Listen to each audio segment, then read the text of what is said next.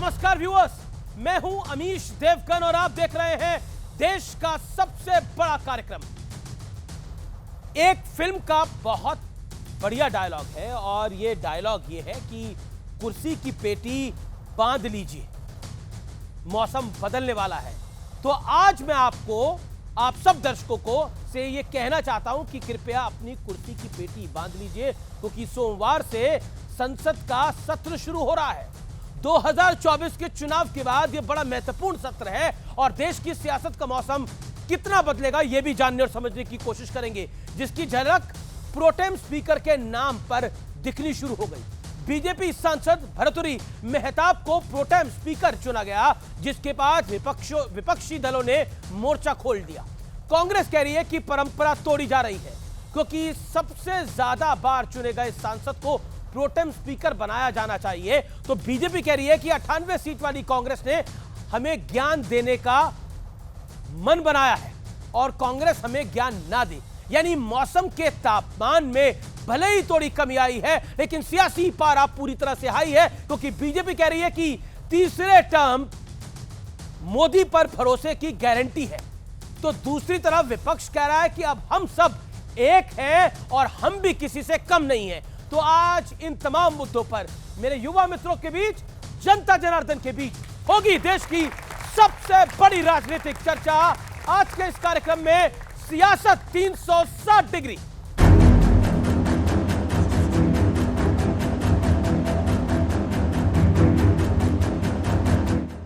नरेंद्र मोदी का जो कॉन्सेप्ट था उसको ऑपोजिशन ने डिमोलिश कर दिया, खत्म कर दिया है। मतलब जो बिग नरेंद्र मोदी जी की जो इमेज थी उसको फाड़ दिया।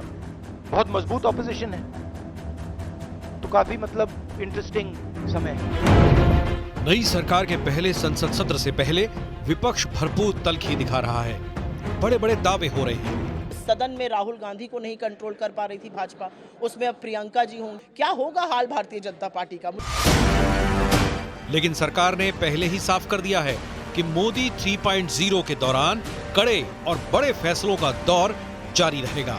ये जो देश ने अनुभव किया, उस परफॉर्मेंस को देखा, उसी का नतीजा है कि आज एक सरकार को तीसरी बार आप सबकी सेवा करने का अवसर मिला है।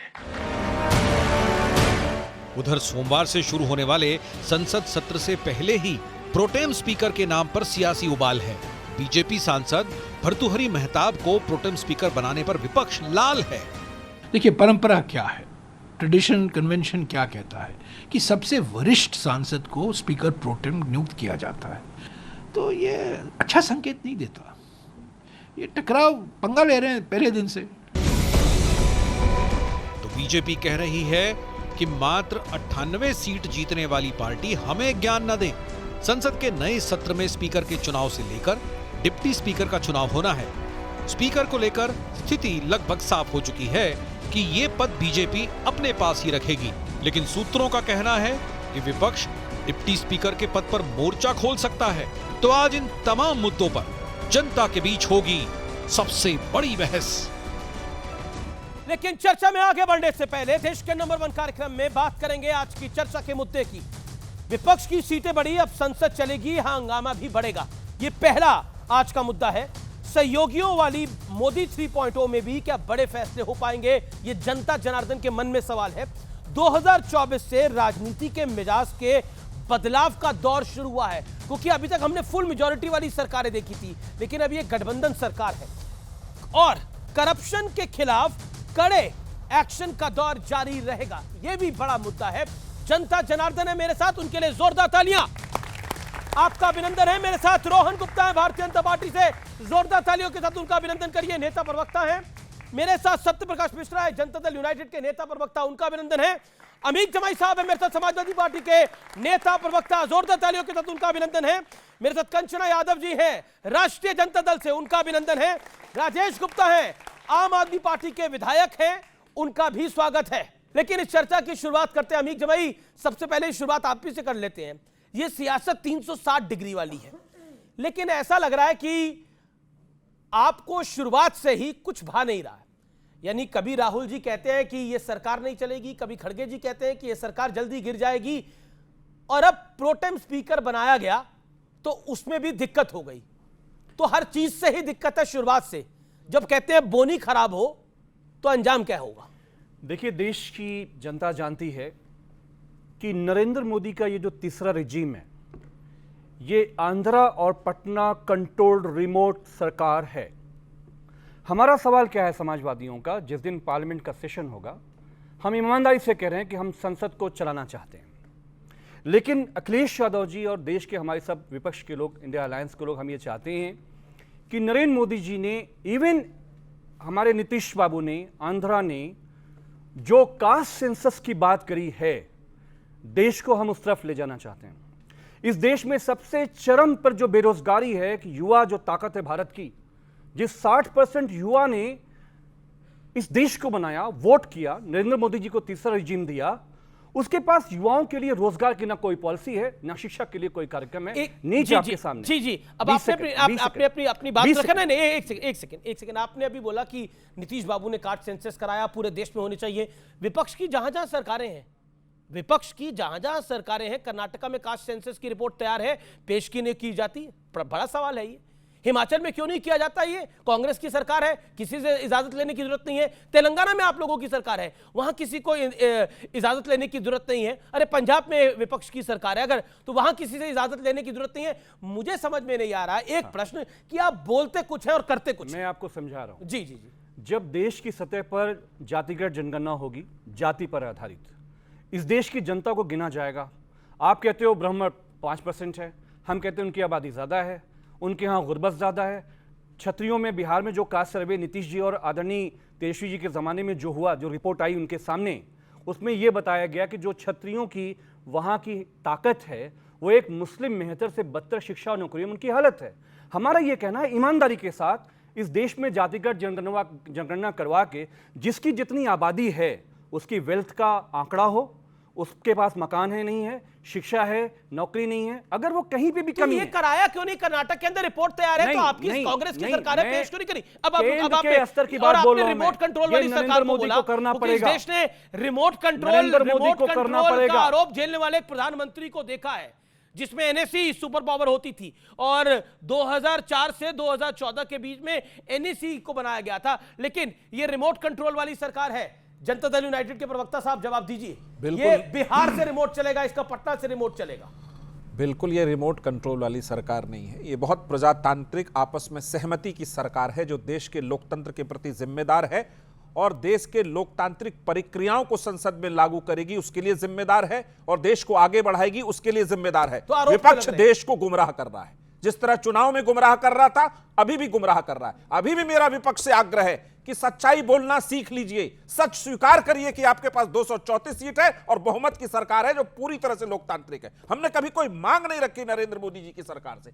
एनडीए में हम घटक दल आज के नहीं है, ये नीतीश कुमार, जॉर्ज फर्नांडिस, अटल बिहारी वाजपेयी ने मिलकर एनडीए खड़ा किया था। 26 साल ये जो तरीका है ना, आप बोल रहे थे, मैं आपको सुन रहा था। आपके बीच में वो नहीं बोले। देखिए, अब आप एनडीए को भी 1 मिनट तो देंगे ना, आपको 3.25 मिनट सुना गया। ये जो विपक्ष का स्वभाव है ना कि दूसरे को बोलने भी नहीं देंगे, टीवी डिबेट में ये हाल है। जातिगत जनगणना पर अगर ये आएंगे ना, कर्नाटक में कराया हुआ है, डेटा नहीं देना चाहते। प्रणब मुखर्जी जब थे, उन्होंने कराया पूरे देश में, राहुल गांधी डेटा पचा गए, खा गए, पता नहीं क्या हुआ उस डेटा का। जातिगत जनगणना हुई थी वो, कांग्रेस आज तक उस पर जवाब नहीं देती। तेलंगाना में करा लीजिए, हिमाचल में करा लीजिए, कहीं नहीं, चुप है। आपकी जहां जहां समर्थन वाली सरकार है वहां भी करा लीजिए, जैसे पंजाब बोल रहे हैं। जातिगत जनगणना या जाति के विकास से इनका कोई लेना देना नहीं है, इनको सिगुफा छोड़ना। और हम बताते हैं आपको, अगर बिहार ने इसको कराया तो कमिटेड होकर के अति पिछड़ों का रिजर्वेशन बढ़ाया। और हम मानते हैं कि देश में सबसे ज्यादा पिछड़े और को सबलता नरेंद्र मोदी जी की सरकार ने दिया। 29 मंत्री हिंदुस्तान में पिछड़े जातियों का हिंदुस्तान में कभी नहीं बना। ये गर्व की बात है सरकार, ये प्रजातांत्रिक सरकार। जी जी जी, अब मेरे को आरजेडी के पास जाना है, कंचना यादव, फिर मैं भारतीय जनता पार्टी के पास आऊंगा। मैं पहले कंचना यादव, तमाम बातें हैं अपनी जगह, लेकिन राजनीति तो अपने तरीके से चलेगी।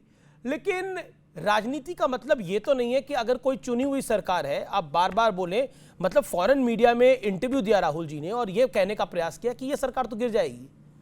मतलब आप इंटरनेशनल मीडिया को इंटरव्यू दे रहे हैं, मोदी बोल रहे हैं G7 में हम मजबूत देश हैं, ये सरकार मजबूत है, और राहुल गांधी एक अखबार को इंटरनेशनल न्यूज़पेपर को इंटरव्यू दे रहे हैं और उसमें कह रहे हैं ये सरकार कमजोर है, गिर जाएगी, ये चलने मिलने वाली नहीं है।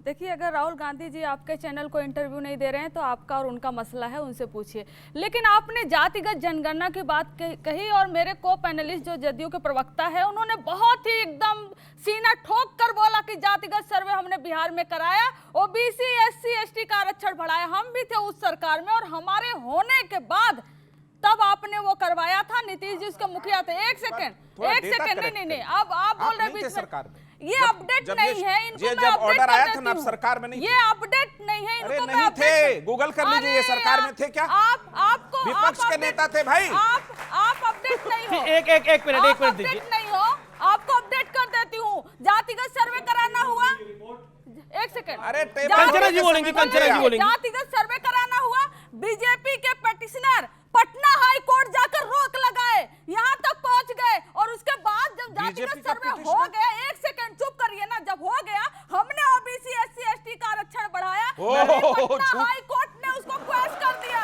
दिस इज नॉट जोक, ये जोक नहीं है, मैडम मुद्दा है। शेम ऑन यू कि बीजेपी के पेटिशनर उसको खारिज करवाए, वो आप एक आपको शब्द नहीं बोल पता रहे। बीजेपी के साथ सरकार में है कि हमने आरक्षण बढ़ाया, सीना ठोक कर बोले आरक्षण बढ़ाया। मैडम, मैं सीना ठोक के सबको कहता हूं, लालू यादव अति पिछड़ों के आरक्षण के खिलाफ थे। नीतीश कुमार ने वर्गीकरण किया, अति पिछड़ों को आरक्षण दिया।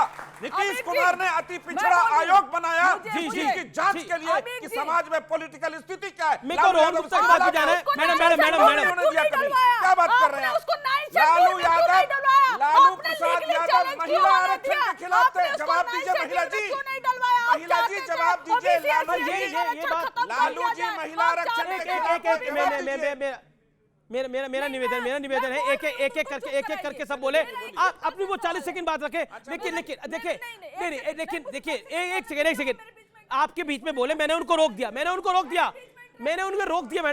आप ही बोले। थैंक यू, फिर से that's a good gesture. Okay, बोलिए मैडम, प्लीज आप बोलिए। आरक्षण बढ़ा, लगातार हमने मांग की केंद्र सरकार से उसको 9 शेड्यूल में डाला जाए ताकि उसको लीगली चैलेंज नहीं किया जा सके। क्यों नहीं डाली इनकी केंद्र की सत्ता, क्यों नहीं डाली? वो चाहते थे कि उसको क्वेश्चन कर दिया जाए, वो चाहते थे एक सीधा सवाल है और इसका सीधा जवाब है। एक सीधा सवाल और इसका सीधा जवाब 30 सेकंड में, फिर मैं रोहन जी के पास चले जाता हूं। बड़ी सारी बातें हो गई, लेकिन मेरे प्रश्न का उत्तर नहीं आया। मैंने बोला कि जब चुनी हुई सरकार है, 290 वाली सरकार है, 294 वाली सरकार है, तो उसके गिरने के सपने आप क्यों देख रहे हैं? आपके पास तो नंबर भी नहीं है। अगर मतलब मैं मानूं आप बिहार को भी तोड़ लें, मतलब आप आरजेडी को भी जेडीयू को भी तोड़ लें, टीडीपी को भी अपने पास ले जाएं, तब भी सरकार नहीं बना पाते आप लोग। देखिए, हमें किसी को तोड़ने और जोड़ने का कोई शौक नहीं। तो फिर काहे कह रहे थे राहुल जी? सुनिए, आप पूरी बात सुनना सीख लीजिए। लेकिन जिस तरह से आरएसएस इनको अहंकारी बोल रही है, जिस तरह से आरएसएस इनको सबक सिखा रही है, इनके ही पेरेंट ऑर्गेनाइजेशन हमें कहने की कुछ जरूरत नहीं है। अहंकार तो आजकल आप आरएसएस को सुन रहे हैं, भरे हुए हैं और इनको हर बात पर ये जो 100-150 हमारे सांसद निलंबित कर दिए थे ना, वो नहीं कर पाएंगे। देखिए, अब मैं रोहन जी के पास चलता हूं। रोहन जी, बड़े सारे सवाल हैं, बड़े सारे प्रश्न हैं और आपने बड़ा धैर्य दिखाया, इसके लिए भी आपका अभिनंदन है जी। लेकिन बात यह है कि बार बार अभी सुप्रिया श्रीनेश जी ने भी कहा कि पहले तो राहुल जी थे, अभी तो प्रियंका जी चुनाव लड़ रही हैं, जीत के आएंगी तो वो मेंबर होंगी। पहले तो राहुल जी थे, राहुल जी ने परेशान कर रखा था, प्रियंका जी भी आ रही हैं। अब ये मैडम भी कह रही हैं कि देखिए अब वो नहीं कर पाएंगे संसद में, तो पहले कर पाते थे। आपने पहले ऐसा किया क्या है? ये डरे हुए हैं सब लोग, ऐसा क्या कर रखा है आप? पहली बात तो जो मतलब मन में ऐसा इनके एक डाउट है कि अब आप वो नहीं कर पाएंगे, तो आप डरा के रखना चाहते थे। देखिए, परिणाम जो भी आता है अमीश भाई, देश का जो जनादेश है सबको उसको स्वीकार करना चाहिए और स्पोर्टिंगली स्वीकार करना चाहिए।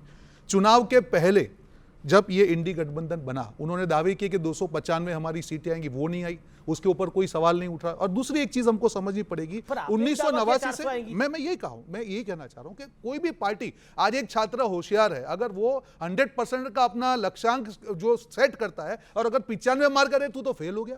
और 35% वाले 40% लाते, अरे बोल तालियां हो गई, मॉरल विक्ट्री हो गई। ये कहां का जनेदास है भैया? आपकी मॉरल विक्ट्री, आपको मुबारक। 1989 से 2014 तक अमीश भाई जितनी भी सरकारें बनी उससे ज्यादा सीटें इस सरकार की आई है, फिर भी इनको लगता है कि इनकी मॉरल विक्ट्री है। तो मैं धन्यवाद देना चाहूंगा ऐसे विपक्ष को कि ऐसा विपक्ष हर सत्ता पार्टी को मिले कि जिसकी 50 से 99 सीट आने पे भी अपनी मॉरल विक्ट्री उसको दिखाई देती है।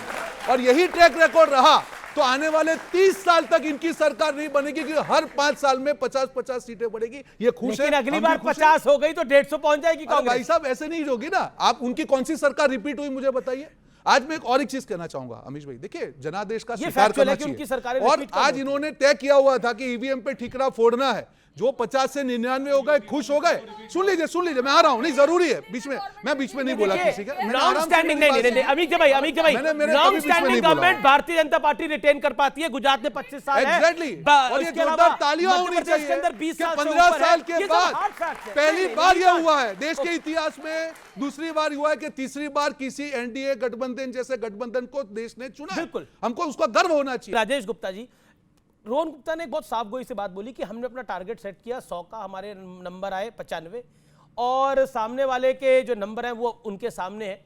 यानी अपने बाल खुद ही हजामत कर रही है विपक्ष और बोल रही है कि देखिए अमीश भाई ये कह रहे हैं कि 100 नंबर की पढ़ाई करी, नंबर आए 80। ये भूल गए कि जो 100 नंबर की बच्चा पढ़ाई कर रहा था, पढ़ाई तो कभी कर ही नहीं रहा था। उसके पास में हेडमास्टर साथ में था ईडी नाम का, एक टीचर साथ में था सीबीआई नाम का, एक इलेक्टोरल बॉन्ड नाम का मॉनिटर साथ में बैठा हुआ था। पर्चे की नकल होने के बाद में भी 70 नंबर लेके आए हैं। पूरे पर्चे नकल मारे इन्होंने ईमानदारी से चुनाव नहीं लड़ा। इन्होंने एक माहौल, एक बवंडर, ED, CBI, income tax, electoral bond और बुरा मत मानना मीडिया, उसके साथ में पूरा एक माहौल बनाया। 400 पार, अब की बात 400 पार। उसके बावजूद भी 272 भी नहीं आई, इसलिए हार है। ये मोरल विक्ट्री हमारी नहीं है, आपकी हार है। आपको एक बात को समझना चाहिए। आपने इतना कदर बचाया, आपने कहा आपने यहां तक कह दिया मैं पैदा ही नहीं हुआ, अपनी मां का अपमान है ये। मेरा ये कहना कि मैं पैदा नहीं हुआ, मैं तो प्राइम मिनिस्टर नहीं, मैं तो देवता हूं, मुझे तो डिवाइन लगाई देता है। नहीं बोला उन्होंने, हमारे इंटरव्यू में बोला, बिल्कुल नहीं बोला, नहीं बोला प्रधानमंत्री जी ने ये नहीं बोला। इतना घमंड, उन्होंने बोला मैं बायोलॉजिकली पैदा हुआ हूं, लेकिन उन्होंने जब सवाल पूछा गया कि आप इतनी मेहनत कैसे कर लेते, नहीं क्योंकि हमारे इंटरव्यू को आप कोट कर रहे हैं, इसलिए मुझे बोलना पड़ेगा, मैं क्लिप दिखा सकता हूं पूरी। बोलिए। ओके, उन्होंने कहा मैं बायोलॉजिकल पैदा नहीं हुआ हूं, नहीं बोला उन्होंने, और कैसे होते, नहीं बोला ही नहीं, माता जी तो रही होते, बोला ही नहीं, मैंने खुद सुना। घमंड, कांग्रेस साफ भारत, इसका मुक्त भारत। देखो लोगों ने क्या करा उसी यूपी के अंदर, उसी अयोध्या के हार गए। भगवान राम ने बता दिया कि भगवान राम किसके साथ है। भगवान राम के मेम्स बनाते थे हम, साथ लेके आ रहे हैं भगवान राम को। इतना मजाक उड़ाना भगवान का क्यों भाई? आपको इतना अहंकार हो गया था, क्या हुआ? आप राजस्थान में हार रहे हो, आपका हरियाणा में अंदर क्या हुआ, आप देखिए यूपी के अंदर आपका क्या हुआ, क्यों हुआ ये? इसको ये सोचने की जरूरत नहीं है कि जितने आगे हमने सरकार बना ली, आपका दिल्ली में क्या हुआ? एक जगह 7 में से 0 आया। पंजाब में आपकी सरकार है जी, क्या नंबर आया आपका? कमाल की बात कर रहे हैं आप लोग, जवाब दीजिए ना इस बात का। अमीश भाई, दिल्ली में 7 गठबंधन किया, जिस पार्टी को आपने चुनाव हराया, आइडियोलॉजिकल कॉम्प्रोमाइज करके उसके साथ गठबंधन किया, और यही मंच था। मैंने बोला था दिल्ली के अंदर कन्हैया कुमार को टिकट देने के बाद आम आदमी पार्टी और कांग्रेस का क्या हाल होगा, ये लिख के ले लो, और वही रिजल्ट आया। पंजाब में आपका क्या हाल हुआ? क्या हाल हुआ? अपनी बात क्या ली? नहीं आपने कही अपनी मेरे बात। को लगता है कि रोहन जी की जरूरत है। नहीं मेरे को क्यों? आप बीच में बोलो जाओगे, मेरे तो फायदा क्या? बोलो, काउंटर तो जवाब दूंगा ना आपको। आपने कहा दिल्ली में क्या हुआ। देखिए ये ऐसा बहुत बार देश के अंदर हुआ है, जब राज्य के अंदर अलग सरकारें हुई है, लोगों ने केंद्र में अलग वोट दिया है। दिल्ली के अंदर यहीं पे खड़े हो ना, यहीं रहना आप, अभी 2-4 महीने में चुनाव होने वाले, बिल्कुल यही होगा। 3 ऑटो में बैठ के आते थे 15, 3 विधायक जीते थे बीजेपी के, उसके बाद फिर चुनाव हुआ, खूब अभी तो चुनाव गया, उसकी बात कर लेते हैं। 8 आए, यही रोहन गुप्ता जवाब, सत्यप्रकाश मिश्रा जवाब। ओके, अब आपने 3.5 मिनट बोला, रोहन गुप्ता जवाब। देखिए आम आदमी पार्टी प्रवक्ता जो बात कर रहे हैं, जो उनके साथी हैं इंडी गठबंधन में कांग्रेस पार्टी, उन्होंने केजरीवाल का साथ छोड़ दिया। मुझे बताइए, जो गठबंधन ठगबंधन हुआ चुनाव के लिए, अभी दिल्ली में पानी के मामले में तो कांग्रेस इनके सामने खड़ी है, तो देश की जनता को बेवकूफ क्यों बना रहे हैं? और देखिए जनता ये स्वीकार नहीं करती इस प्रकार के गठबंधन। आप पहले लड़ रहे हैं, एक दूसरे को गाली दे रहे हैं, और बाद में आप जैसे ही चुनाव आते हैं उसके बाद में वापस अलग हो जाते हैं। क्या तरीका है? उनके चक्कर में महात्मा गांधी की तस्वीर कांग्रेस के पंजाब के जो नेता है उनके दफ्तर से गायब हो गई। ये इनकी संगत का असर है। जिस प्रकार से आम आदमी पार्टी का हाल दिल्ली की जनता ने बहुत इमोशनल क्रिएट करने का ट्राई किया, इमोशंस बनाएंगे, क्या हुआ, क्यों हराया जनता ने? आप जनादेश को तो स्वीकार कीजिए, आपका होम स्टेट है, वहां पे हार रहे हैं और पूरे देश में घूम रहे हैं। भाई साहब साफ हो जाएगी, यही ये बात तो सही है कि आपके घर में आपकी दुकान बंद हो रही है और आप पूरे देश में घूम रहे हैं और बोल रहे हैं कि ये कर रहे हैं हम। बताइए, आपको लगता है हमारी दुकान बंद हो रही है? नहीं, लोकसभा में तो बंद है, सुनिए, हमारा शोरूम आपको दिखाई दे जाएगा, 3 महीने रुक जाओ, अब आपको दिखा देंगे। और लोकसभा चुनाव फ्रेंडली लड़ रहे थे। ये इतनी बात तब कर रहे हैं क्योंकि देश की जनता ने देखा महाराष्ट्र में जो गदर मचा रहे थे, अजीत पवार करप्ट है, 70,000 करोड़ दिल्ली की तो बात कर लीजिए, उसको अपने साथ में बिठाया। अच्छा, दिल्ली में क्यों हारे वो बताइए। शिवसेना को तोड़ा, उसके बाद में आधार घोटाले का इल्जाम लगाने के बाद में उस आदमी को भी आप लेके आ गए अपनी पार्टी में। लोगों ने क्या जवाब दिया? इतनी बेईमानी के बाद में आप देखिए, इनके पास दिल्ली को छोड़ के पूरे देश के लिए आर्गुमेंट। ये जीतने के लिए कुछ भी कर सकते हैं, ये जीतने के लिए। और देखिए, ये पानी की बात कर रहे हैं, एक बात में ये बच्चे बैठे हुए हैं, देखिए दिल्ली में पानी पैदा नहीं होता, हर के स्टेट से आता है, ठीक है। एक मुझे सिर्फ 30 सेकंड बच्चों सब सुनना इस बात को। एक प्रधानमंत्री को सबसे पहले जो काम करना चाहिए, सुनिए, अभी एक बिजली भी नहीं आ रही है, पूरे पसीना से लथपथ है। कहां नहीं आ रही है? सुखदेव विहार में 4 दिन दिल्ली में भी दिल्ली में देखिए अमीश भाई, देखो गलत हो जाएंगे। देखो ऐसी, देखो ये रोहन भाई भी जानते हैं। एक मिनट अमीश भाई, रोहन भाई आप मेरे साथ पहली बार शायद डिबेट में आए होंगे। देखो ऐसा ऐसे देखो, नॉन सीरियस बातें ठीक नहीं है। नॉन सीरियस सही तो कह रहे हैं, बिजली नहीं आ रहा, बिजली कहीं नहीं आ रही, ऐसा है? आपको लगता है? आपका रिपोर्ट है, आपका रिपोर्ट है, आप बताओ। आप इतने बड़े न्यूज चैनल के इतने बड़े एंकर हो, अरे चालू अभी 2 दिन, अरे एक करके अमित जमाई साहब भी इंतजार कर रहे हैं। बात के लिए 30 सेकंड। अगर देश लंबा नहीं, बहुत छोटा, अगर देश की राजधानी के अंदर पानी की बड़ी प्रॉब्लम है, जो आसपास की स्टेट से उनसे पानी आता है, क्या सबसे पहले प्रधानमंत्री जी का काम यह नहीं बनता कि इसको एक नेचुरल इमरजेंसी है, उसमें बैठ के देखा जाए कि सबको पानी मिल जाए? इसमें भी राजनीति होगी क्या यार? हम लेटर लिखे जा रहे हैं, प्रधानमेंत्री को लिख रहे हैं, हरियाणा के लेटर नहीं, जब आप सत्ता में गए थे, जब आप शीला दीक्षित ये बात बोलती थी, कांग्रेस की रिस्पेक्टेड लीडर स्वर्गीय शीला जी, जब ये बात बोलती थी, वो आप कहते थे ये लेटर लिख के काम हो जाता है क्या? नहीं तो अब मैं आपसे पूछ रहा हूँ कि लेटर लिख के काम हो रहा है? नहीं, पॉइंट ये है, देखिए रोहन जी का सारा काम आप करें। नहीं, मैं रोहन जी का काम नहीं कर रहा, मैं जनता का काम कर रहा हूँ। पानी जनता को नहीं मिल रहा, बिजली जनता को नहीं मिल रही, और जनता का काम कर रहा हूँ। प्रॉब्लम ये है कि जो जनता की बात करता है, जो पब्लिक की बात करता है, वो आपको अपना दुश्मन नजर आ रहा है। बिजली नहीं आ रही, आप देखो, मैं नहीं बोल रहा, वहां से ऑडियंस में बोला भाई, मतलब बिजली नहीं आ रही। ये वीडियो आपके प्रवक्ता कल प्रेस कर रहे थे और चालू प्रेस में बिजली चली गई। ये आप लोग जनता को तो आप सवाल पूछ रहे थे, ये कल का संदीप पाठक का वीडियो है, इसका जवाब। पर बिजली गई ना, दिल्ली में रहता हूं, दिल्ली गई, ये आपको दिख रही है बिजली? ऐसे तो मत करिए, जनता सवाल। लेकिन अभी वहां से किसी ने मुझे बोला, सवाल पूछा कि उत्तर प्रदेश में भी बिजली की दिक्कत आ रही है। उत्तर प्रदेश में नहीं है, नोएडा में रहती है। ये उत्तर प्रदेश में बिजली, नोएडा में रहती है। एक सेकंड, पहली बात एक सेकंड, आम आदमी पार्टी प्रवक्ता को कहना चाहूंगा, एक सेकंड साइलेंस प्लीज। जनता के दिमाग में वो चीज डालना चाह रहे हैं, आज कांग्रेस को तो कन्विंस करे। आज कांग्रेस उनके खिलाफ आंदोलन कर रही है दिल्ली में, लेकिन इंटरेस्टिंग पार्टनर को तो बात, बिल्कुल मैं आपको आपकी बात कहने दे रहा हूं, लेकिन इंटरेस्टिंग मटका फोड़ रैली जो है, मटका फोड़ रैली कांग्रेस पार्टी कर रही है आम आदमी पार्टी के खिलाफ दिल्ली के अंदर।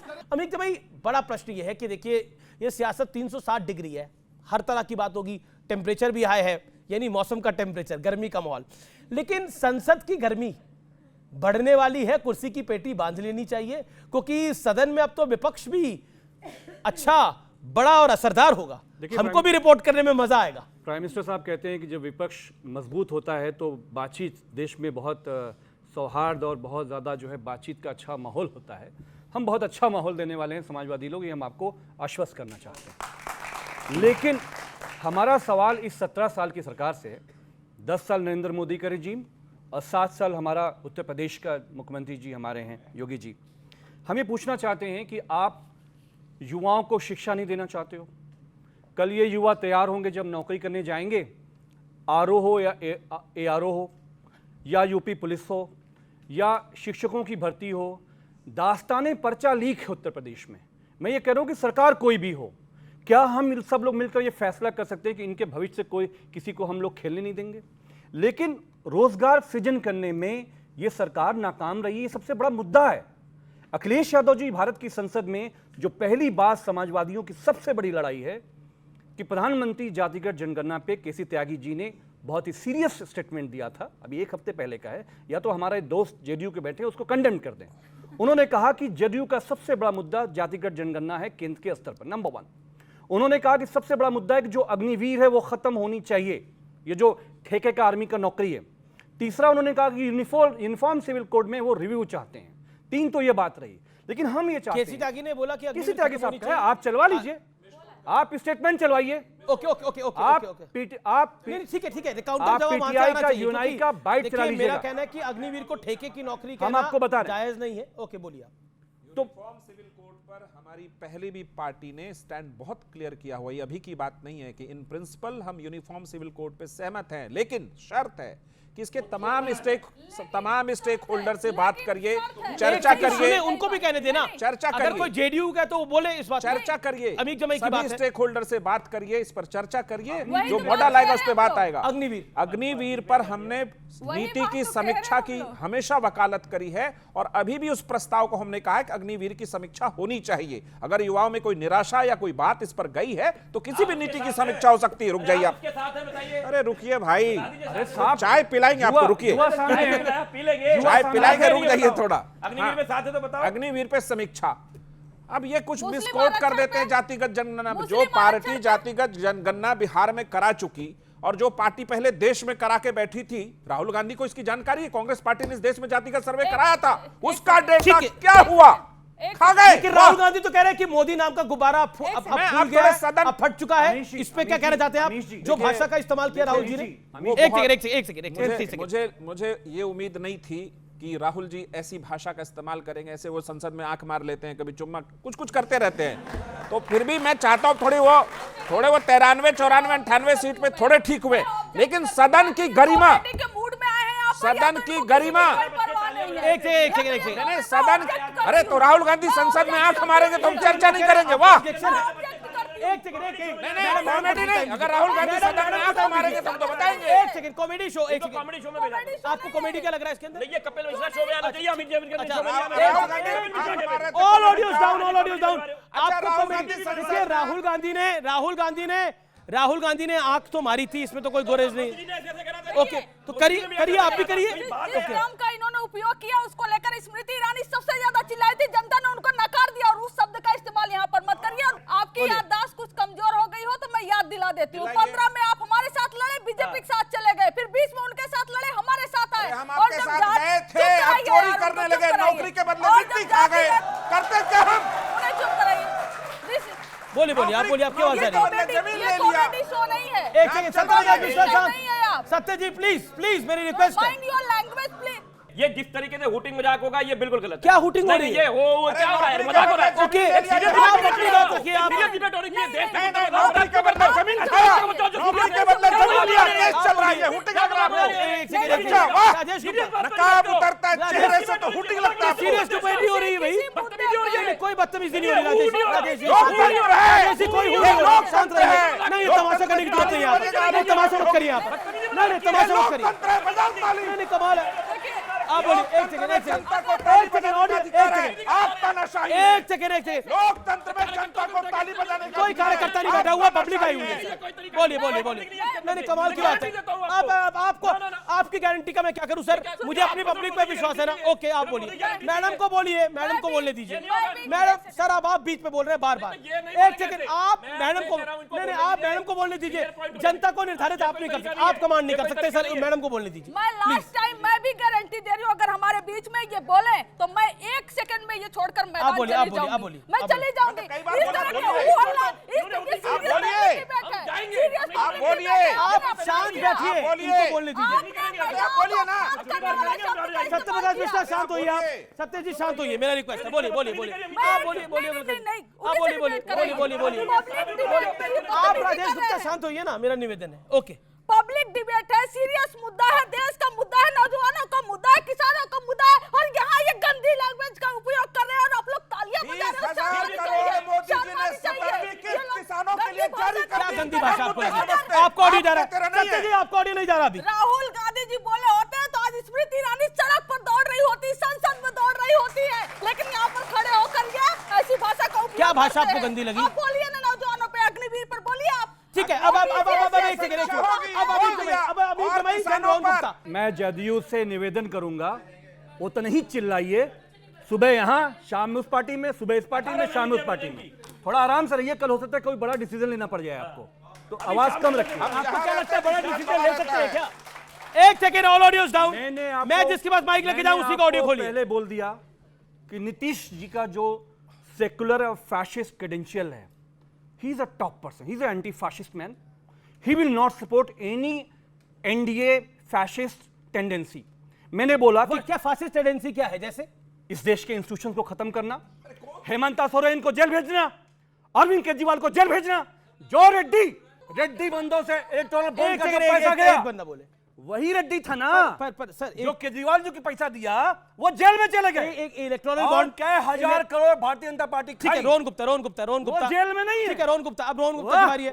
एक बात यह है कि पहले सभी पार्टियों को सभी कॉर्पोरेट पैसा दिया करते थे, लेकिन जो इंडियन एक्सप्रेस का सबसे बड़ा रिपोर्ट आया करीब 50 फर्म्स का जी, कि उनके ऊपर एक डेट में पहले तो उनके ऊपर छापे पड़ते हैं और 10 दिन के बाद भारतीय जनता पार्टी के अकाउंट में 100 करोड़, 200 करोड़, 400 करोड़, 500 करोड़, 600 करोड़, 1000 करोड़ उनके अकाउंट में जाते हैं। ये इंडियन एक्सप्रेस का रिपोर्ट है, भारत की संसद में पेश होनी चाहिए। हमारा ये कहना है कि उसी रेड्डी के मामले में केजरीवाल जी जेल में है, उसी मामले में रेड्डी फाइनेंसर जो भारतीय जनता पार्टी का जो पैसा डालता है, क्योंकि ममता जी के पास ईडी नहीं है, सीबीआई नहीं है इंडिया अलायंस के पास, तो फिर राहुल पैसे जी कैसे के मिल पास रहे हैं? आप कह रहे हैं कि ये लोग तो दबाव, बीजेपी वाले दबाव डाल के पैसा दे रहे हैं, ईडी एक्सटॉर्शन कर रहे हैं, सीबीआई और ईडी की एक्सटॉर्शन कर रहे हैं। तो विपक्ष के पास एक्सटॉर्शन का कौन सा टूल है कि उनको पैसे मिल रहे हैं? मैंने आपको बोला कि एक्सटॉर्शन करके इन दबाव बना के पैसे लिए गए और बाद में प्रफुल्ल, वो कौन थे बंबई वाले मुख्यमंत्री जी, चक्की पेसिंग उसके लिए बोले थे। जी। और फिर क्या हुआ, प्रफुल्ल पटेल जी कह रहे थे अमित शाह जी जेल डालूंगा, प्रफुल्ल को प्रधानमंत्री बोले थे बंबई में, क्या हो गया? ठीक है, जवाब वजीर बना दिया। ओके, वजीर बना दिया। मेरा एक ही कहना है, जो इलेक्टोरल बॉन्ड पे चुनाव के पहले इतना बड़ा हल्ला हो रहा था, जैसे ही इलेक्टोरल बॉन्ड के जो पूरा लाभार्थी का लिस्ट आया, एक भी प्रेस कॉन्फ्रेंस विपक्ष की तरफ से क्यों नहीं हुई? क्योंकि ये नहीं हो सकता है कि अगर इलेक्टोरल बॉन्ड के पैसे अगर भाजपा को मिले तो वो जबरदस्ती लिए गए और विपक्ष को मिले तो वो प्यार से दी गए। ये दोहरा मापदंड नहीं चल सकता है। दूसरी चीज, आपने एक विपक्ष के लिए सवाल पूछा कि सीटें बढ़ी है। मेरा ये कहना है कि विपक्ष की जिम्मेदारी के मुद्दों को उठाए। दो बड़े मुद्दे, महंगाई और बेरोजगारी पे हमेशा विपक्ष ने सत्ता को गिरा है। आज जहां जहां उनकी राज्य सरकार है, मुझे बताइए, कर्नाटक में भी टैक्स बढ़ा दिया, तो क्या महंगाई पे वार हुआ? क्या ये महंगाई के साथ आप चल रहे हैं? आपकी गारंटी के लिए आप बोल रहे हैं? कंचना यादव, देखिए महंगाई का मुद्दा आप लोग उठाते हैं और बार बार करते हैं, भ्रष्टाचार की बात बीजेपी करती है, लेकिन महंगाई के मुद्दे के ऊपर कर्नाटक में कांग्रेस की सरकार है जिसके साथ आपका अलायंस है, उसने पेट्रोल डीजल के दाम बढ़ा दिए और जब सवाल पूछा गया तो वो कन्नी काट रहे हैं इस पूरे मामले से। तो पेट्रोल डीजल के दाम तो कर्नाटक की सरकार ने बढ़ाए, क्यों? देखिए, यही कहते थे राजस्थान में आएंगे तो 400 का सिलेंडर देंगे, बड़े बड़े होर्डिंग लगे थे, कहाँ गए? और आते ही सरकार में बोले हमने तो ऐसा कहा ही नहीं था। ये झूठे वादे आप लोग करो, लेकिन मैं कह रही हूँ कि अगर आप बाई रोड जाओ तो हर इतना टोल टैक्स इतना ज्यादा हो गया है, इतना ज्यादा हो गया है कि एक नॉर्मल चीज भी जब ट्रांसपोर्ट होती है रोड के जरिए तो उसका प्राइस टोल टैक्स की वजह से बढ़ा दिया गया है। और उसके मिनिस्टर जो है इनके हैं, नितिन गडकरी जी जो भी हैं, लेकिन हम कह रहे हैं हमारा कोई एक सेकंड हमारा कोई मकसद नहीं है सरकार को अस्थिर करने का। हम चाहते हैं कि इस देश को एक स्थिर सरकार मिले जो सुचारू रूप से काम करे। सुचारू जी सुनो, नहीं आप सुचारू रूप से काम करने का मतलब यह है कि अगर रेल का एक्सीडेंट हुआ है तो रेल मंत्री आए और उस पर बताए प्रॉपर कैसे हुआ। बस ये रील बनाने नहीं आए, रेल मंत्री है, रील मंत्री नहीं है। और अगर किसानों पर कुछ हो रहा है तो उस पर इधर उधर बकैती ना करे, बल्कि आए और साथ में काम करे। तो ये अपनी जवाबदेही तय करे। पेपर लीक हो रहा है तो शिक्षा मंत्री अभी करे एरर है, शिक्षा मंत्री करे एरर है, बिहार में कह रहे हैं कि लीक हो गया। समझ ही नहीं आ रहा कि इनका कॉन्ट्रडिक्शन है कहां, इनका कॉन्ट्रडिक्शन है कहां? जी मैं आपको बता रहा हूं। पहले सत्यप्रकाश मिश्रा आपका जवाब, वो कह रहे हैं कि हर चीज प्लानिंग के साथ होनी चाहिए और हर चीज पे जवाबदेही फिक्स होनी चाहिए। आप एक बात बताइए अमिश देवगन जी, पिछले 10 सालों में कौन सी ऐसी बात हुई जो प्लानिंग के साथ नहीं हुई इस देश में? अगर कोई भी योजना सरकार की आई, चाहे वो किसानों को पैसा सीधा देने का था, क्या ये प्लान नहीं था? और इस बार सरकार बनते ही 20,000 करोड़ उसके लिए जारी नहीं किया गया। गलतियां जहां हुई वहां भी इस बात की देखा देखी की गई और उसकी जांच की गई और संबंधित अधिकारी को उस संबंध में निर्देश दिए गए। बड़ा सवाल पे आ रहा हूं। बड़ा सवाल यह है कि इस सरकार में क्या बड़े और कड़े फैसले हो पाएंगे भ्रष्टाचार पर? जिस तरह मोदी सरकार पहले कार्रवाई कर रही थी मोदी 2.0 में, क्या 3.0 पे कर पाएगी? नीतीश कुमार जी का एक बहुत बड़ा बयान हमेशा रहता है, भ्रष्टाचार पे जीरो टॉलरेंस। ना हम किसी को बचाते हैं ना हम किसी को फंसाते हैं। अगर राष्ट्र हित में कोई भी फैसला होगा एनडीए वो फैसला लेगी, वो भ्रष्टाचार से रिलेटेड हो, सीमा सुरक्षा से रिलेटेड हो, चाहे युवाओं के भविष्य से रिलेटेड हो, चाहे हेमंत सोरेन हो, चाहे अरविंद केजरीवाल हो। बिल्कुल पक्का। बिल्कुल। मैं एक दोहरा दूं, जब पहली बार केजरीवाल पर यह शराब घोटाले का आरोप लगा और लोग जेल गए, हमारी पार्टी का ऑफिशियल ट्वीट है और ट्विटर पे हमारे राष्ट्रीय अध्यक्ष का बयान है, अदालत इस मामले में फैसला करेगी। जांच कमी, जो भी जांच अधिकारी हैं वो जांच कर रहे हैं, हम कभी जांच को नहीं रोकते और अदालत के काम में हस्तक्षेप नहीं करते। अब राजेश गुप्ता, पॉइंट ये है कि आप लोग ब्लेम गेम में यकीन करते हो, यानी आप हिट एंड रन में बिलीव करते हो। पानी की समस्या हो तो केंद्र जिम्मेदार है, बिजली की कोई समस्या हो तो केंद्र जिम्मेदार है, भ्रष्टाचार में कार्रवाई हो जाए तो वो ईडी और सीबीआई का मिसयूज है। क्या आपको लगता नहीं है कि अपने पॉलिटिकल डिबैकल के लिए जो पंजाब में हुआ, जो दिल्ली में हुआ, उसके लिए आप जिम्मेदार है, आपकी पार्टी जिम्मेदार है? अमीश भाई, जब बीजेपी जीतती है तो आप उनको श्रेय देते हो, तो आप इस बात को समझो कि दिल्ली की जनता ने 3 बार केजरीवाल जी को जिताया। पंजाब में 92 लोकसभा चुनावों की बात कर रहा हूं। एक मिनट, चुनाव तो चुनाव ही है ना, और उसके बाद में दिल्ली के एमसीडी में भी अगर बीजेपी को हराए तो कोई रीजन होगा उसका जी। अभी जैसे रेल की बात हो रही थी, आज इस देश के अंदर 95% लोग ऐसे जिन्होंने हवाई जहाज को सिर्फ ऊपर से ही देखा है। उसके बाद में अगर आज रेल की टिकट कराने की कोशिश करो ना यहाँ से बनारस की, आपको मिलेगी नहीं। पहले आपको कहा तत्काल में जाओ, तत्काल में प्रीमियम तत्काल में जाओ, उसमें देखोगे तो टिकट ऑलमोस्ट फेयर के बराबर हो जाएगी, एयर फेयर के बराबर में। उसके बाद में आपको गाड़ी लेने के लिए मजबूर करा जाएगा, उस पर 50% टैक्स, और इतना टैक्स ले लिया जाएगा जो उन्होंने ऑक्ट्रॉय के नाम पे कहा आपसे, इतना टोल टैक्स लगा दिया जाएगा कि आप बर्बाद हो जाओगे। इन पे कोई बात नहीं करेगा, हमेशा मजाक होंगे, हमेशा चुटकुले होंगे। उन्होंने कहा 10 साल में बहुत अच्छा चल रहा था, फिर ये 18 महीने की एवरेज और इनकी नीतीश कुमार जी की इधर से उधर, उधर से उधर टपक जाते हैं। 18 महीने पूरे होने वाले, ध्यान रखना, किसी भी टाइम इधर से उधर हो जाएंगे, मैं आपको बता रहा हूं। और दूसरी बात क्या है, उन्होंने कहा राहुल गांधी जी ने क्या बोला, राहुल गांधी जी ने बोला या किसी ने भी अगर कोई बात ऐसी संसद में गलत करी, नहीं होनी चाहिए। देश के बच्चे देख रहे हैं, देश का भविष्य कल ये भी आ जाएंगे। एक मिनट रुकिए, हुई थी, वही तो मैं कह रहा हूं। नीतीश कुमार जी ने क्या क्या बोला विधानसभा में, इनकी पार्टी के प्रवक्ता मेरे साथ खड़े होकर बोल रहे थे, उनका दिमाग खराब हो गया है, सठिया गए हैं, भूल गए हैं, ऐसी ऐसी बातें कि बच्चों के सामने कर नहीं पाओगे। भूल गए क्या आप? ये लोग बार बार पलटते हैं, इनकी बातों को ज्यादा सीरियस नहीं लेना चाहिए। वो कह रहे हैं क्योंकि टारगेट किया गया है जेडीयू को, पलटू राम है आप लोग। देखिए, ये कांग्रेस को गाली देते थे, सोनिया गांधी को गिरफ्तार करो, जेल में डालो, सारा पता चल जाएगा घोटाला का, उनके गोद में जाके कांग्रेस में बैठ गए। हम सिद्धांतों पर, समय के हिसाब से, परिस्थिति, राजनीतिक स्थिति में हमने जरूर अपने साथी बदले, लेकिन हमने अपनी नीतियां नहीं बदली। भ्रष्टाचार पे कार्रवाई जारी रहा, सुशासन गर्व से 18 साल से बिहार में चला रहे, और देश में गौरव है। बिहार का विकास दर देश में सबसे ज्यादा है, लगातार है, गूगल करके आप देख लीजिएगा इस बात को। 18 महीने की बात भी बोले, लेकिन नहीं, वो ठीक है, हमने साथी चुने थे, हम इसको मानते, उस समय की राजनीतिक परिस्थितियां थी, और अभी हम एनडीए के साथ चुनाव लड़े तो देश में सबसे अच्छा, नहीं, देश में सबसे अच्छा प्रदर्शन एनडीए का कहां रहा? बिहार में रहा। तो हम उनके साथ हैं, खड़े रहे। देखिए, इन्होंने जो पलटी मारी, जो आप बार बार आरोप लगा रहे हैं, इन्होंने जो पलटी मारी उसको देश की जनता ने, खासतौर पर बिहार की जनता ने, क्योंकि वो उनका राज्य है, उसको स्वीकार कर लिया। इनको और बीजेपी यानी रोहन गुप्ता की पार्टी को और सत्य प्रकाश जी की पार्टी को झोली भर के सीटें दी। आपने भी एक पलटी मारी, आपने कांग्रेस के साथ अलायंस करा, लेकिन दिल्ली की जनता ने उसको बुरी तरह से अस्वीकार किया। पंजाब में भी आपको इसका खामियाजा भुगतना पड़ा। आपने तब भी, पहले भी इसका जवाब नहीं दिया, अब भी इसका जवाब अगर दे दे तो बेहतर है, क्योंकि देश की जनता सुनना चाहती है। जो पोल डिबैकल आम आदमी पार्टी को हुआ है, उसके लिए क्या कहना चाहते हैं? देखिए, देश की जनता ने जो करा हमसे स्वीकार करते हैं। हम इनकी तरह ट्विटर पे मजाक नहीं करते कि अयोध्या मत जाओ, अयोध्या ने दुश्मनी निकाल ली, अयोध्यावासी पहले बुरे थे, हम ऐसे नहीं करते, हम स्वीकार करते हैं। बीजेपी ने बोला अयोध्या मत जाओ, ट्विटर उठा के देख लो, ट्विटर उठा के देखो, ट्विटर के इनके फॉलोअर्स को देख लो, जिनको मोदी जी भी फॉलो करे उनको उठा के देख लो, वो हमारे लोग तो है नहीं जो लिख रहे हैं। आप इस बात को समझिए कि ये लोग जो इनको नहीं चुनते हैं ना, वो हिंदू विरोधी हो जाते हैं, वो देश विरोधी हो जाते हैं, वो अयोध्या विरोधी हो जाते हैं। ये इसकी किस्म की राजनीति करते हैं, हमेशा लोगों को बांटने की राजनीति करते हैं। इन्होंने कहा कि बिहार में 18 साल से इतना कुछ शासन हुआ, इतना दुख हुआ, इस बात को सुन के मैं बता नहीं सकता। मेरे साथ बस्तियों में चलना, दिल्ली में, बॉम्बे में, सूरत में, पंजाब में चलना, खेतों में जो काम करते हैं ना, बेचारे सारे पूर्वांचल के लोग हैं, इनकी वजह से वो लोग बाहर जाके अपने बच्चों को छोड़ के नौकरी करते हैं, दिहाड़ी में काम करते हैं इनकी वजह से, और ये लोग कहते हैं गर्व है। ओके, रोहन गुप्ता की बारी है, रोहन गुप्ता की बारी है, लेकिन मैं रोहन गुप्ता की बारी है, वो कहते हैं कि अयोध्या आप हार जाओ तो हिंदू खराब हो जाता है,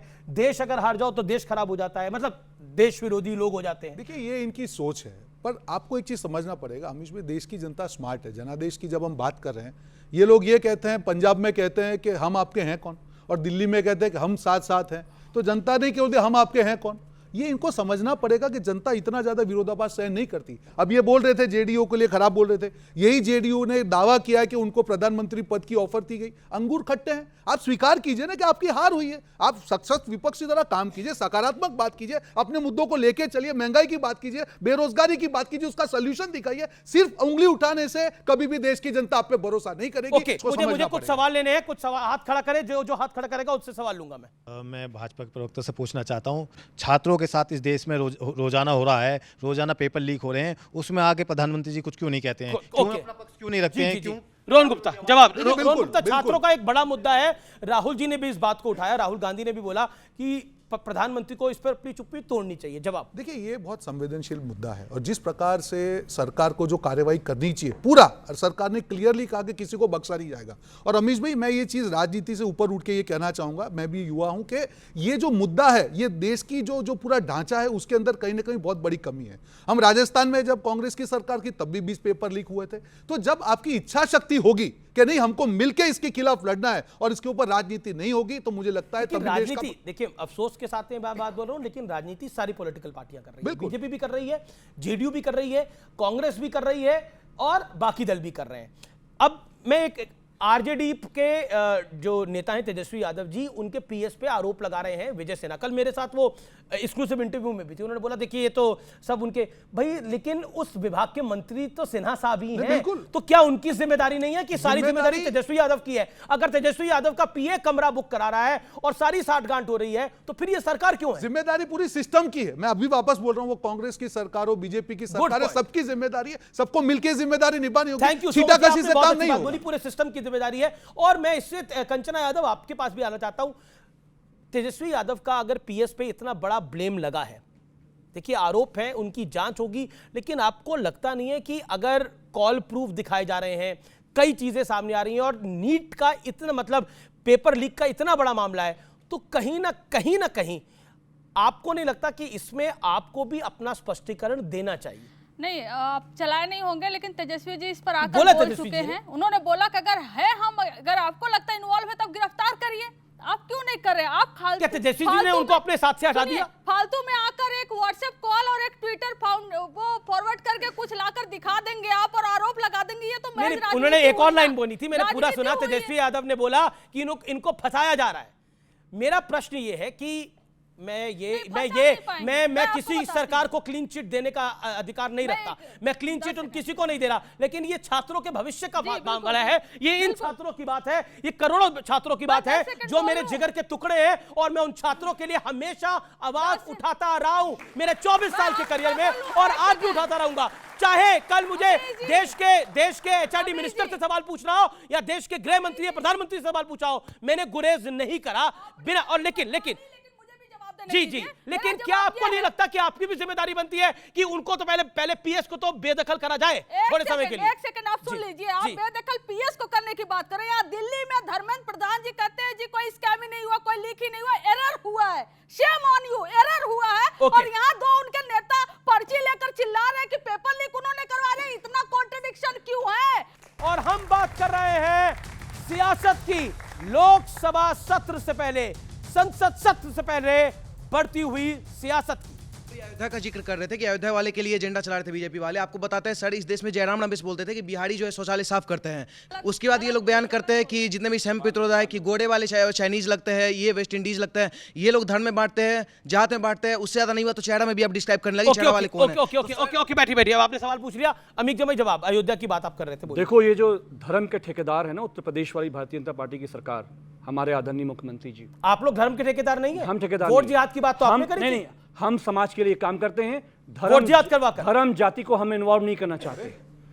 मेरा सिर्फ ये कहना है कि ये जो धर्म का एपिसेंटर जो आपने बनाने का जो भारतीय जनता पार्टी का राजनीतिक इवेंट हुआ था, अयोध्या से पूरे देश को बांटने का, और अयोध्या की जनता ने, हिंदू मुसलमानों ने, भारतीय जनता पार्टी ने एपिसेंटर बनाया कि वहां से इस देश को पॉलिटिकली बांटा जाए। अयोध्या की जनता ने उसको नकार दिया, पूरे हिंदुत्व के प्रोजेक्ट को नकार दिया, मैं ये कह रहा हूं। दूसरा ये कि हमारे ये जो मुख्यमंत्री जी हैं कह रहे थे कि जो भी पर्चा लीक में शामिल होगा बुलडोजर चलेगा उसके घर पे। बुलडोजर बाबा बोलते हैं, लड़के लोग हमारा बड़ा खुश हो जाएंगे, बुलडोजर बाबा हैं वो। गुजरात का जो कंपनी है जो पर्चा छापता है, एआरओ के जो समीक्षा अधिकारी के पर्चे थे, लेखपाल के जो पर्चे थे, वो गुजरात से छपे। उस आदमी पे एफआईआर हुई।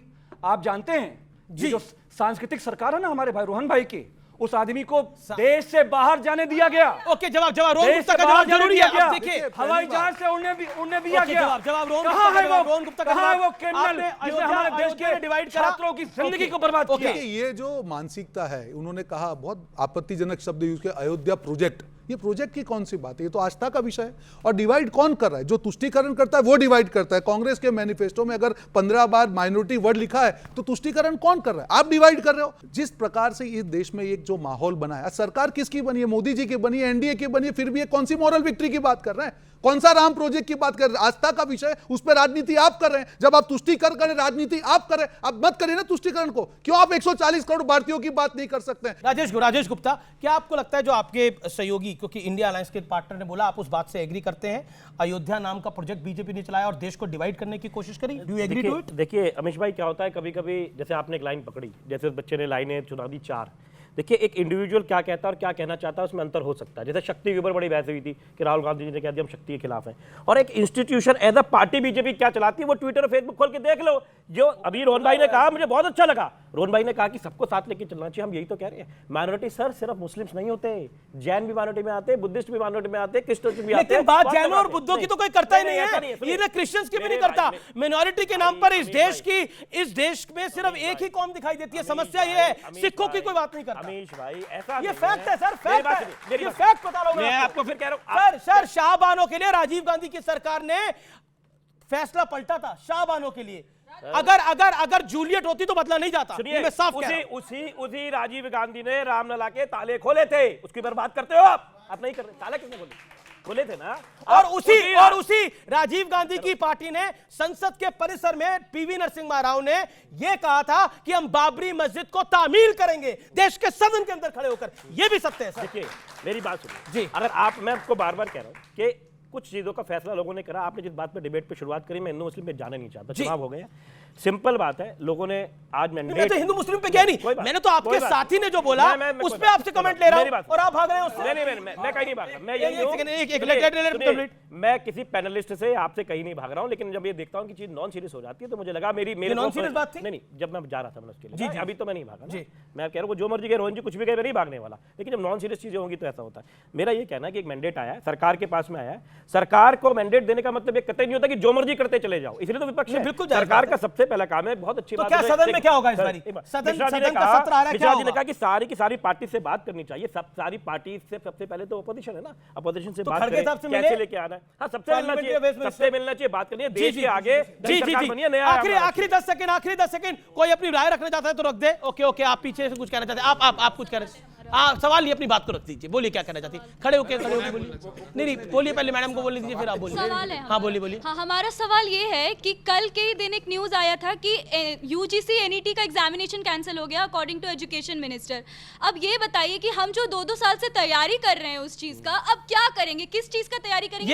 ये बहुत बड़ा सवाल है। ओके सर, मेरा निष्कर्ष यही है कि सर आप लोग बोलते 140 करोड़ की जनता की आप बात करते हो, मणिपुर पे आज तक कुछ नहीं।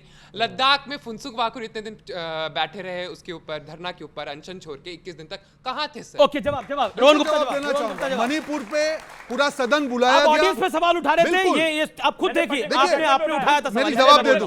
उन्होंने कहा उठाया आपने, इसलिए ओके बोलने बिल्कुल अच्छे थे। कोई अब आप तरीका किसी का डिफाइन नहीं कर सकते। रोहन गुप्ता बोलिए। आप मणिपुर की बात कर रहे हैं। मणिपुर पे पूरा सदन बुलाया गया, विपक्ष को मणिपुर पे पूरे सदन को बुलाया गया, विपक्ष को मौका दिया और विपक्ष ने वॉकआउट करके मणिपुर का अपमान किया। देखिए, संसद है, सब चीज पे चर्चा होनी चाहिए। मणिपुर में शांति अभी भी नहीं है। बिल्कुल, देखिए, और इसीलिए आज अमित शाह जी 2 दिन पहले सबको मिलकर, सबकी जिम्मेदारी है मिलकर शांति बहाल करें। मेरा शुक्रिया आप तमाम लोगों का, बहुत बहुत शुक्रिया हमारे साथ जुड़ने के लिए।